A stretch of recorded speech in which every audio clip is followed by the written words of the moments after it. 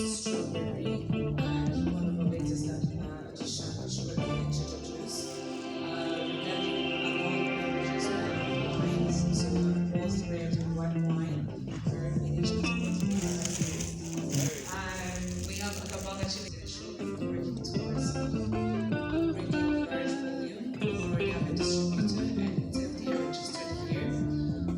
We also have dairy products. Of your visit to Ghana. In the last quarter of 2022, business and services, we believe that our Rwandan family event of every short time and visitors to their business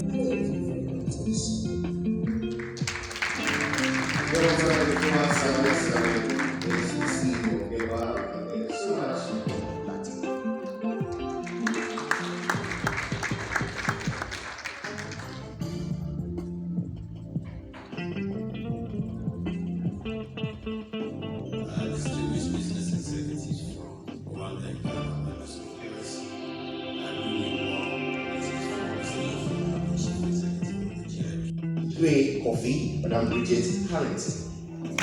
Good. Good. And last but certainly not the least, Mr. Yagirato Glover is the CEO of Yagira Glover Limited. Those who enable our business.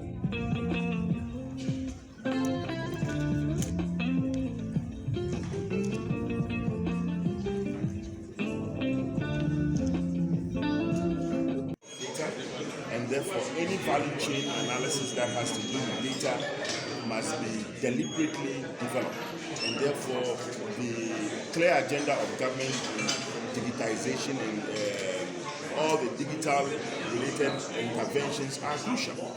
And therefore, if the Minister of Communication is urging you on to register your ID so that we can synchronize data, that is how data is important. And that is when the Singaporeans actually aided the Rwandese to shape their infrastructure and their data collection system. So it is important, and therefore it is evident in the current government's developmental plan to improve on infrastructure for ICT and data collection. Today it's become the resource that drives the Internet of Things and everyday activity that we do. It's so crucial to go on the tangent of data. Okay. The second form within different economic zones as much as we are all in the African continental zone. So therefore, maybe the pace at which Ghana is going by virtue of your constitutional democracy makes a lot of difference. So when you do the comparison of the constitutional democracy of Rwanda and that of Ghana, you could easily make the distinction and the deduction out of it. It's one of the critical issues that drives leadership. And you could see the style of leadership of Rwanda and the vision that is complemented.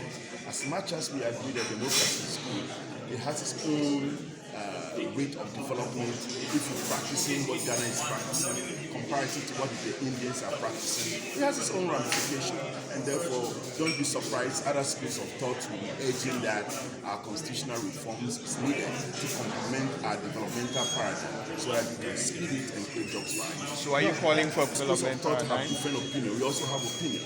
What will aid the fast development of the Ghanaian economy and the creating of jobs? If there's an inhibition in the constitutional that we practice, why don't we look at it? If there's none, then let's admit the status quo. So if the status quo is not significantly progressive, then presumably we can vote for the school of thought. To unlock business in the various economic blocks, some have strength. The South African has significant strength. We all know their history. We know that the Eastern Bloc has significant strength, same as a section of the Central Bloc, comparative to the West African Bloc, which is the economic bloc, that's what I'm saying. And as you go into the after, if we do not harmonize and seek to collaborate, some will be stronger than others, and yes, it will be so. So as to give a balance into the operation of after, we believe collaboration, not competition. But collaboration or competition will come in the sphere of what they call technology transfer, deliberate JVs, joint ventures, collaboration, and whereby franchising can come in. Somebody asks about franchising. How do we complement our strengths and our weaknesses so as we do not become the receiver of all produced goods? Then that becomes a recipe to kill all the infant industries and the industrialization agenda of Ghana. So when you do deliberate collaboration like Ghana seeks to do with Ivory Coast on the cocoa front, so that we can together have an industry that we collaborate on, it gives us a room to take the price onto the international world market. So we seek collaboration and not competition in this space. And will not collapse our economies.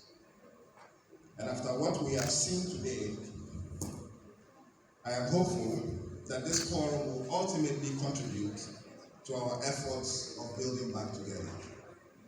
I address you on behalf of my minister who is unable to be with us today, but sends us all his best wishes. As you have heard, 2 weeks ago, right here in Accra, the AFCFTA Secretariat launched the guide in the presence of African ministers of trade.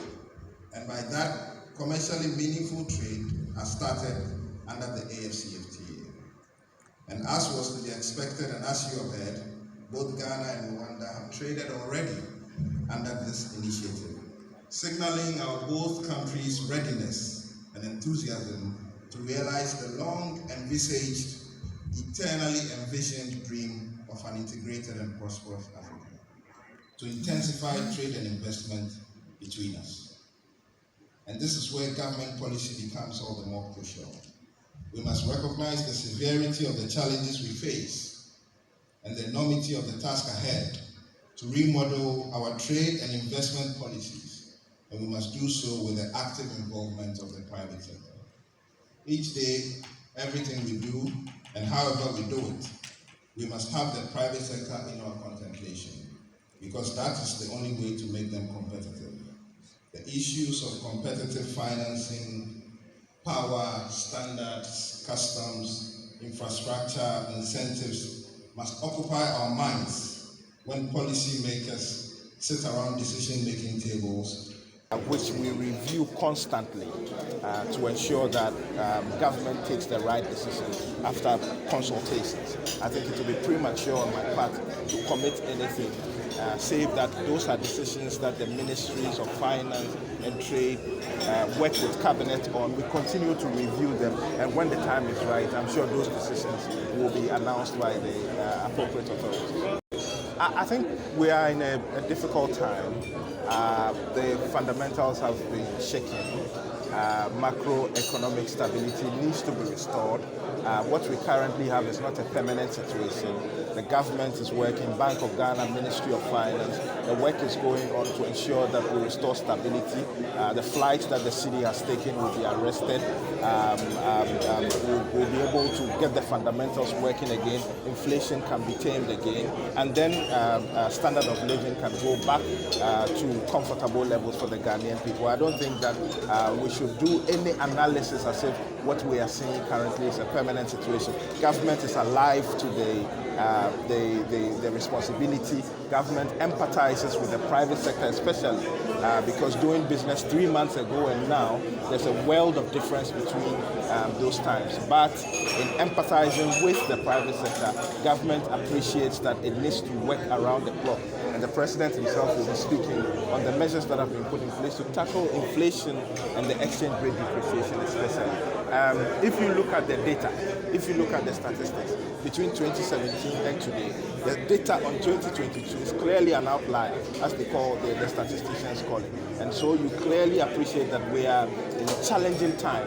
We are in times that are not normal, but government would put in place the policies to ensure that those macroeconomic fundamentals are brought back to normal, for the private sector to be able to thrive. The private sector, businesses, SMEs need to be able to work.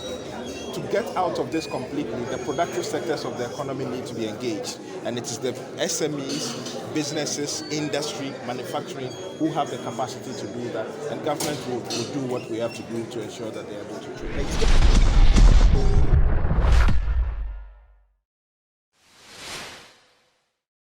Thank you for watching Nation One TV. Kindly subscribe for more news updates.